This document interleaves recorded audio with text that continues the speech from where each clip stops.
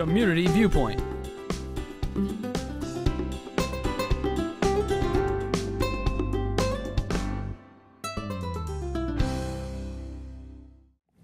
Welcome to another adventure with Community Viewpoint. I'm John Pawlak, your host. I had to say that.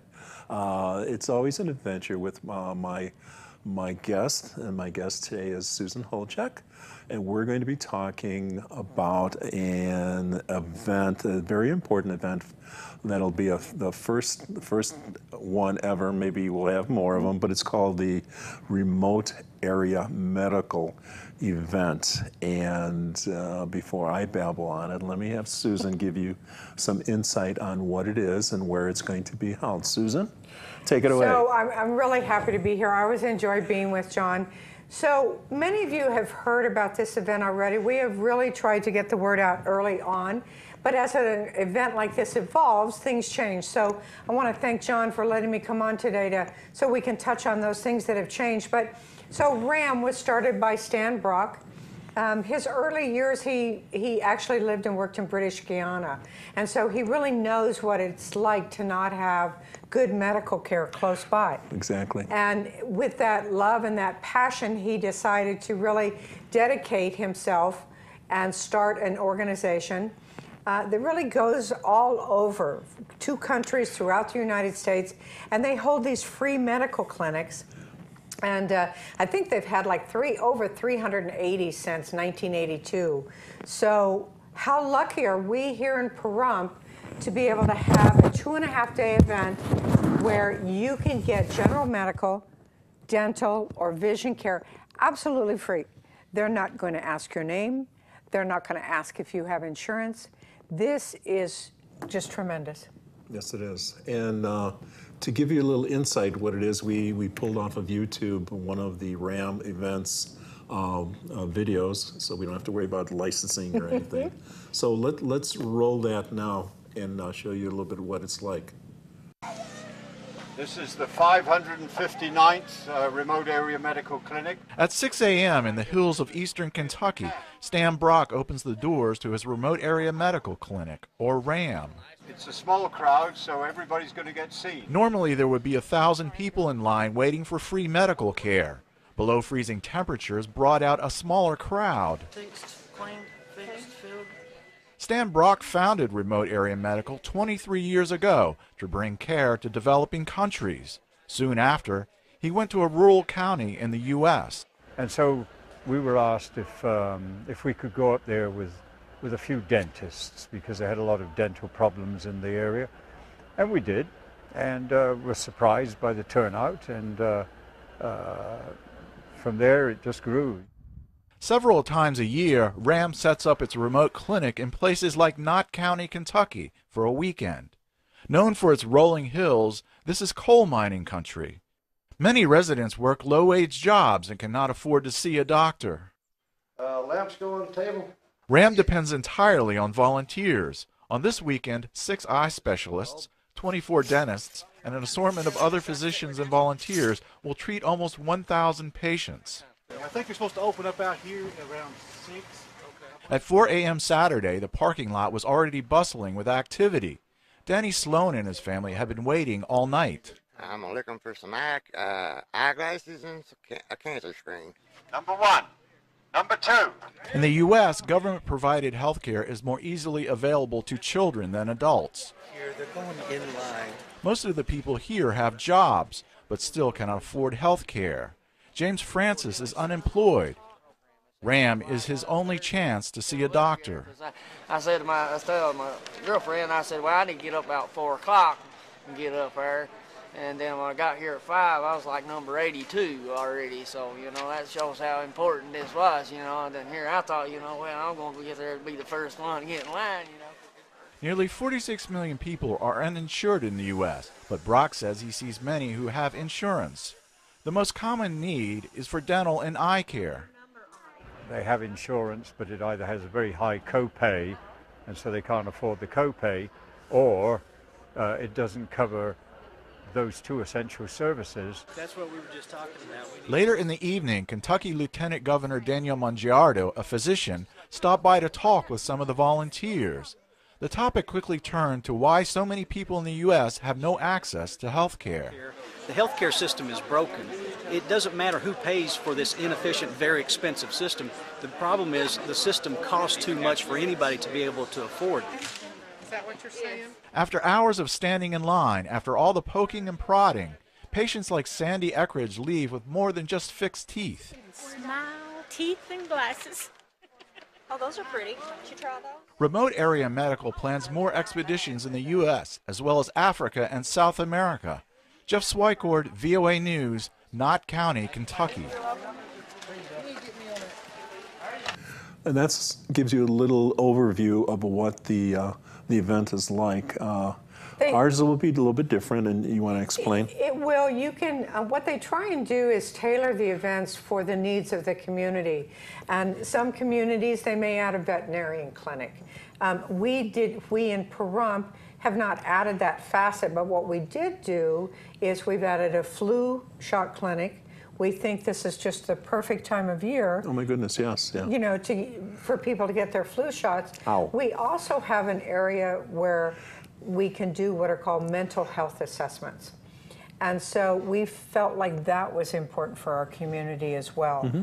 So it's really nice the way they tailor them, but you saw in the video the opportunity to be able to get a pair of glasses the same day you get your eyes checked. It's just, it's phenomenal. It's wonderful and free. I'm going to keep saying that word free because I enjoy saying it. Right.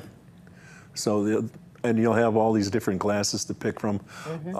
They'll be there. You just point to them, and that's your frame that goes with your lens that'll be made up in the truck that they bring. So you see them on the dental. So they're going to be able to clean your teeth. They're going to be able to extract teeth. Now, as far as making dentures, full denture place, probably not.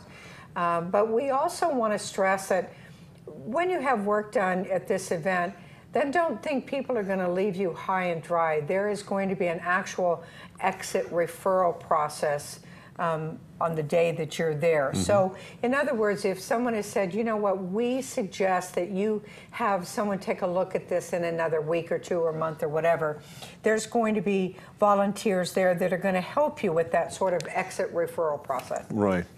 So let's due to time constraints, we can do dental and vision, or you can do, because of time. Yes, you can do general medical and vision on one day, and you could do general medical and dental on another. To do all three would be just too much. There's not on enough one time. Day, right? Yes. Right. You can't do dental and vision on the same day, basically, is what it boils down to. But they certainly welcome you back. So, you know, if you're willing to stand in line each of those 2.5 days, we want to try and make sure that everyone, and I know, everything I hear is they continue to take care of people till the line's done. Right, and how many people will they be able to service? Well, that depends on how many people show up and how many healthcare providers we have. Correct. So that number will change until the final day. I have to say we're very pleased with the number of volunteers that we've gotten. We certainly encourage more of our medical profession to step forward. We never have enough of those, but how amazing for volunteer count. I think the last I saw was like 113. Right, right. And it's also mentioned in the things that you should do is bring all the medications that you take every day and take them just like you normally do. And if you take them earlier, make sure they know what you take when they ask you. Because I never remember what I take. I take a picture of it with my camera and say, here, that's what I took. But we always forget. And make sure you include over-the-counter medications. People tend to think that, you know, if you're taking some sort of herbal or whatever, it doesn't matter. It does matter. So write down your over-the-counter as well as any herbals that you take. But, you know, this is a great opportunity. We thought they were going to be passing out numbers at like 3 o'clock in the morning, which scared all of us for people to get up that early. But they've now said they think they can do it, so they're going to pass out the numbers to you about 5:30 or 6. Gives you a chance to sleep in a little bit. Okay. So it's good. So, since the wait can be a long time, it's also a good idea to bring your own snacks, water, and entertainment like books or games. Yes, chairs too. You know, if you have little one folding of those chair, portable- yes. Yeah, folding chair. And then an umbrella if it's going to rain. Not. No, It's no, not gonna no. rain. The video you saw everyone sort of bundled up, but we think we're still going to be lucky enough to have some good weather, so it's going to be great. Boy, we have so much going on in this town. Right, and you'll see these volunteer sheets here, and also the smaller ones here for the event also. English on one side and Spanish on the other side. I just delivered some of these to the library. The USA store has nice. those.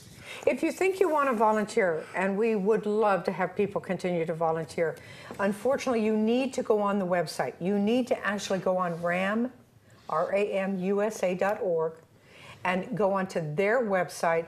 You're going to click volunteer. You're going to then click Pahrump, and then you're going to indicate, you know, what days you might be able to volunteer. So it's not too late. We'd love to have you. So think about that. Unfortunately, you're not going to be able to pick and choose what you do during that event, but Right. They'll try and accommodate anyone who has challenges, let's say. Yeah, so stay tuned either through the newspapers here or the radio to find out if there's any changes. But the changes of the date will remain the same, and that will be September 30th through October 2nd. Correct. Yes. And only a half a day on October 2nd. So really kind of keep that in your mind that you need to get there and get there early, because that's not a full day. So this is the first time this is happening here. The last time it was in Vegas that it came close to us. It was in Vegas, and I have to tell you, this is not going to be an annual event. This may be, in fact, our one and only time to have an event like this. So please think about maybe trying to adjust your schedule so that you can take advantage of this.